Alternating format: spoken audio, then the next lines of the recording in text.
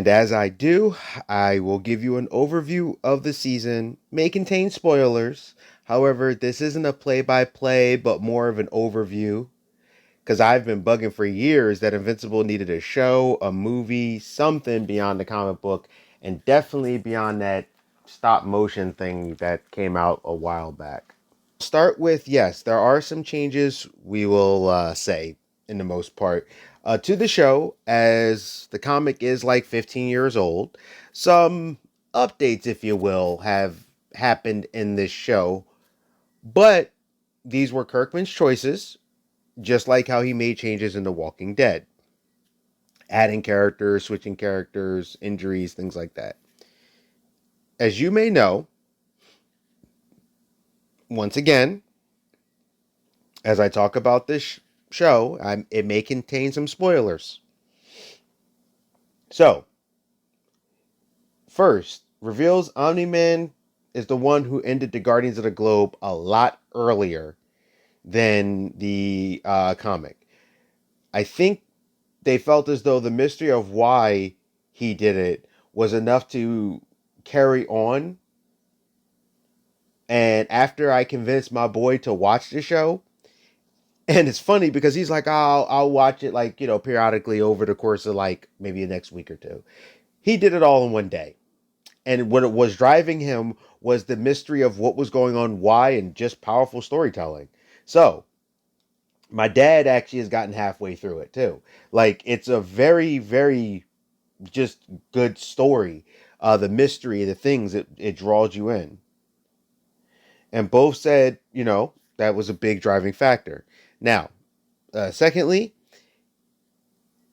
instead of his name coming from a bully like it did in the comic books, which I thought really worked for the comic, it came from his dad. And I feel that this is an add-on to the relationship for what people could do. In the comics, it worked perfectly about the whole bully situation because, bullying is a big thing. But for a regular person watching it and you get your name from your dad, and it's like it was another extra little button to be put onto there so it can be ripped off later when you see what happens. So I thought that was cool. How the teen team met Invincible was also different. The show makes it where they meet up with the after the Flaxian invasion instead of the throwaway Mauler twin fight, and instead, which I thought this was interesting, you got to see a little bit more of this Guardians of the Globe, aka like they were kind of like the Justice League version, do the Mauler twin thing, so you got to see them more and got to kind of feel it, and they're reminiscent of the Justice League. So it kind of brought your headspace to the Justice League and kind of fill in some of the blanks and the feelings of who they are. You're like, okay, these guys are like the Justice League. So you don't need much backstory after that. But it also made the teen team situation feel more important and make them feel more epic, I guess, or courageous and epic by having them deal with the Flaxian invasion. And I think that actually was a really good decision. Like I said, you get to see the Guardians a little bit more. Um, Now, number five. Now, here's where I think this might ruffle some feathers for some people. Amber, the character, is now black. I think she was voiced by Zazie Beetz. Now, when in the comic book, back and I go through whatever, she was blonde haired, blue eyed. But in this show, I feel like Amber is more fleshed out and not so much of the what they call them like the something pixie girl, like she's the hot popular girl and I'm kind of the half nerd, so I want to get it. It felt like they put more substance behind her as a character and switched it around for that, which I was like, okay, I definitely can see that. And once again, like I said, she's more than just a popular girl now. And as funny as this is going to sound, Shrinking Ray and Green Ghost are gender swapped. So I think Shrinking Ray actually added to it and helped feel more rounded. And as later in the comics, the convo actually does come up about the male to female ratio in the superhero community. So basically, if there's a few more females than males, why is it that the superhero community is so dominated by, like, with men? It was like a, I think the number was like a 1 to 3 ratio. For every one woman there's like 3 male heroes or something like that. But however, I did feel as her still being called Shrinking Ray doesn't feel as clever, because I mean it does in a sense of Shrink Ray, but doesn't in the sense that Shrinking Ray's name was also Ray. So it just had a like a double entendre, clever feel to it, with that play on words, like how they have duplicate and multi Paul, like that, and it took away from that a little bit. I also feel the same reason for Green Ghost was to make it a little bit more diverse and rounded.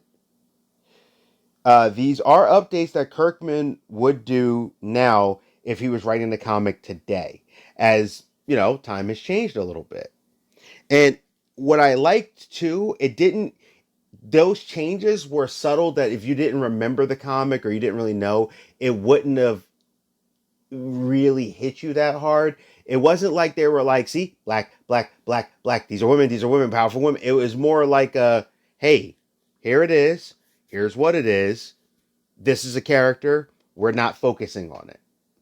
But visually, it actually did break up the monotony a little bit. I have to admit, like when they all were sitting in the burger joint, it did actually add to it where it was like, it didn't feel like I was looking at the same kind of image. So I kind of see where he was coming from with that, actually.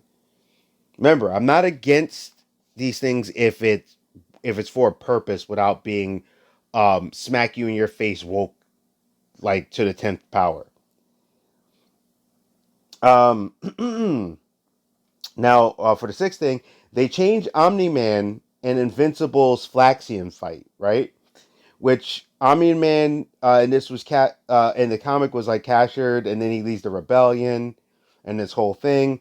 But they changed it to show the team and Mark a different lesson. I feel like they wanted the situation to feel heavy, and when these superheroes do things, it feels very very much like there are consequences to these actions. And I thought that was a smart way to go about the show, because the comic you can kind of read it so they can stretch it, but the show they only have so much time, so I think that was actually a good call. And admittedly, I do like the show version better with the Evasion 3 where Omni Man goes through.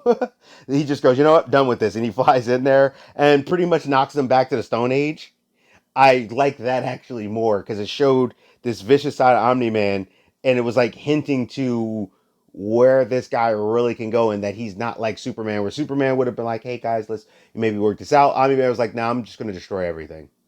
So I really like that, and it was a good way to kind of let you know who he was.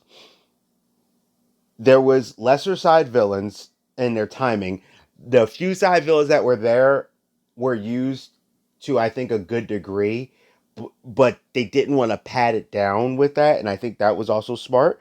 And I think it was also for streamlining, because the story felt very fast and very straightforward without feeling rushed, and that's good for a TV show because then you don't feel bored or anything like that. Oh, and the new Guardians of the Globe group is actually smaller than it was in the comic by at the time of the battle and the comic as you see it. The group didn't expand like it did in the comic, so I'm gonna assume that they are probably saving that for next season.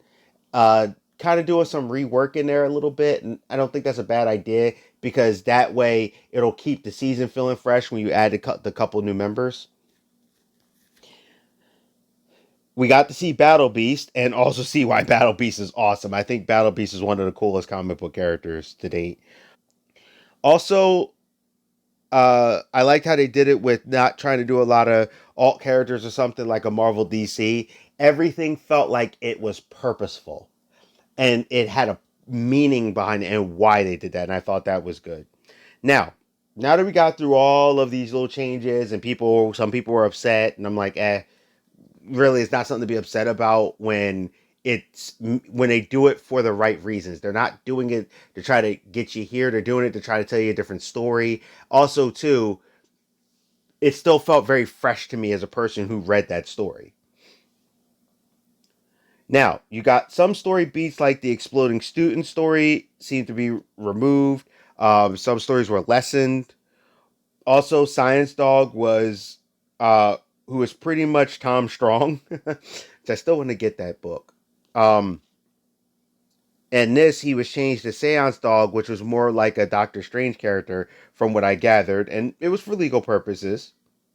And also too, Seance Dog still was kind of from that idea of the magic and mystic arts was still kind of from that pulp era, like what Tom Strong represents. He represents the science hero. They used to be like Doc Savage and the Phantom, the Shadow, Green Ghost, characters like that. As I'm looking at this, I think that was all the differences I could think of. And these changes also for a lot of people won't even matter if you watch the show only, but if you read the comic, I don't think it'll stand out in a bad way. So there you go. Now, for people who became Robert Kirkman fans through The Walking Dead or like a TV show and want more, this show will not disappoint. Kirkman is hands on when he does these shows, and I think that is smart and cool. He's a very busy guy, but he is a comic book writer's dream. He still gets to write awesome comic books, yet he gets to live off the comic books and make a pretty good living, give other people opportunities. He runs Skybound from through Image. Like he's getting to create stuff and sell it, and I think that's so cool. And this is like his what fifth show? Because you got the three Walking Dead shows, Super Dinosaur. I feel like he had another show. Oh, I know Talking Dead. I feel like he had another show. Well, whatever. It's the fourth or fifth show that he's had that's come through, and I think that's so cool. You get to see your stuff, and like so now he's had a CG show, a cartoon animated show, and three live action shows with one copy of a comic book and two that are original. I mean, that's living the dream if you're a writer. I would think. And I think that's where Jeff Johns wants to get to, that kind of level of creation one of these days.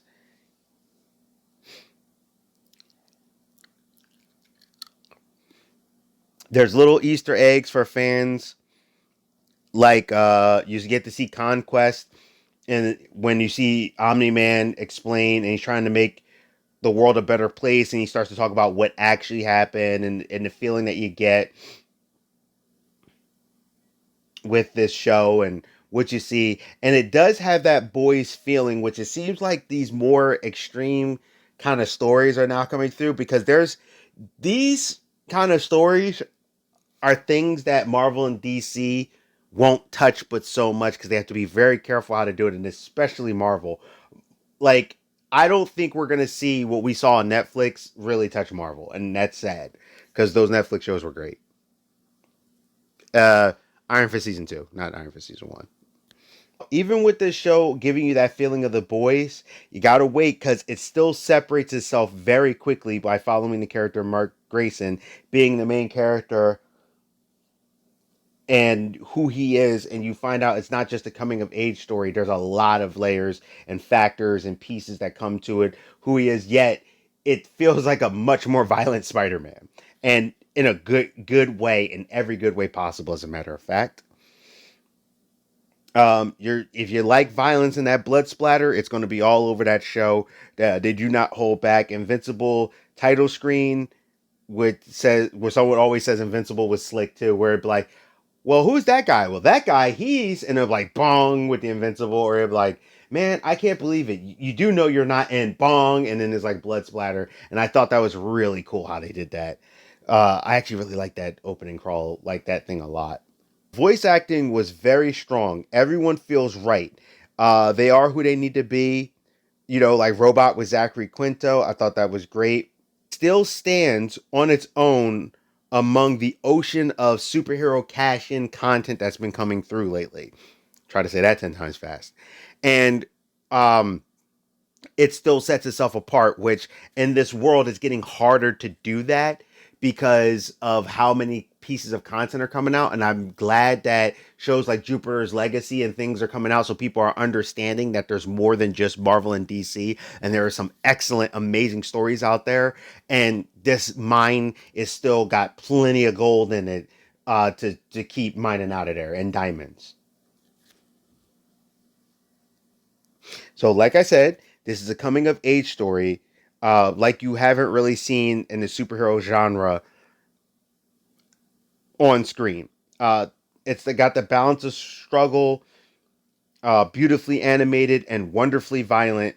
You experience it all. Damien Darkblood, for example, like AKA Hellboy, great character. It was like a tip of the hat being a paranormal detective from Kirkman. In this show, instead of using one character, he had a character that was Two Punch Man, that was the inverse colors of One Punch Man, and he joked like. I can't wait to see things like that. Kirkman threw a lot of little influences that he liked and things that really touched his heart inside of Invincible, his love letter to superheroes. And then in this, he's taking the opportunity to kind of do some more of the modern stuff he likes. I hope he does something that's a tip of the hat to My Hero Academia. I think that would be really cool. I would love to see Kirkman, you know, I'm sorry. I would love to see also someone cosplay as Damien Darkblood at a Comic Con. I think Damien Dark. You know what's funny? Beyond that, I actually I like the fact that he has that paranormal presence. Like, when the room gets cold prior to him walking in and doing stuff. And I would love for Kirkman to actually do a Damien Darkblood comic. So, for example, he did a Science Dog Volume 1. I don't know if he's ever going to do a Volume 2, but he did a Volume 1. I would love to see a Damien Darkblood comic Volume 1.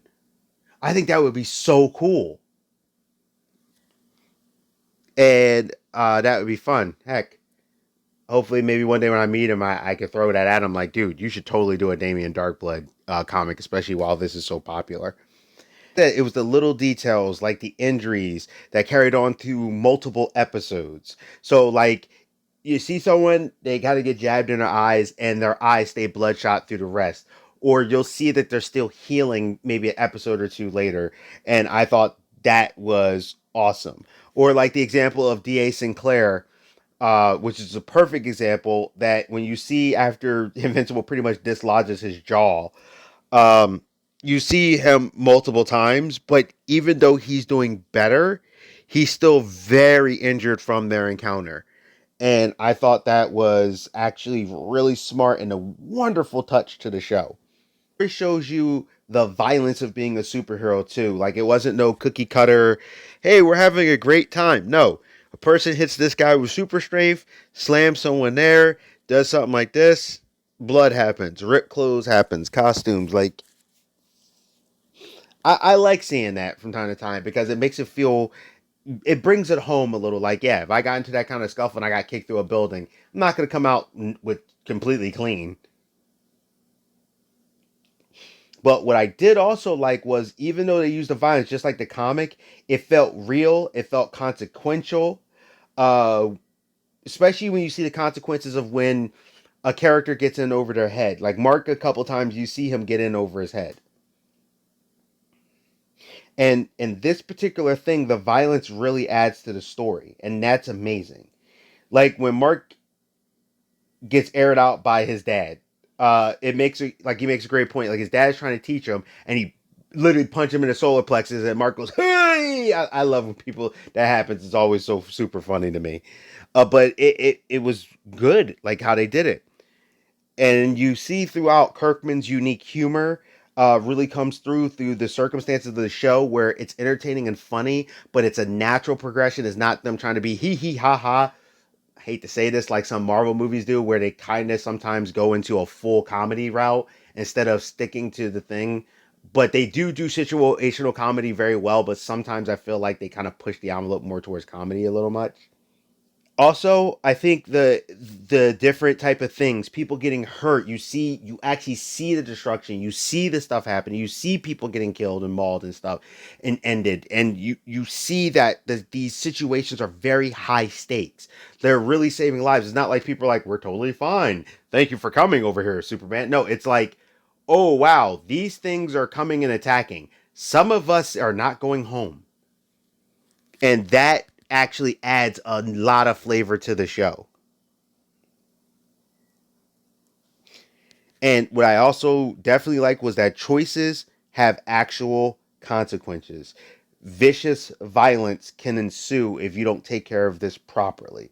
And it really shows just how dangerous superpowers and superheroes can be in a world that has villains, and how actually destructive it can be and how dangerous it is to possibly actually live in that kind of world.